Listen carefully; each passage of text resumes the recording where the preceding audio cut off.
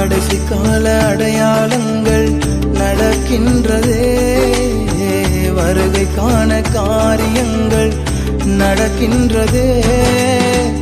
ஆவி ஆத்ம சரீரம் எல்லாம் பரிசுத்தமாகணுமே, ஆவி ஆத்ம சரீரம் எல்லாம் பரிசுத்தமாகணுமே. இன்னும் உமக்காக ஆயத்தமாகணுமே ஏசையா, இன்னும் உமக்காக ஆயத்தமாகணுமே,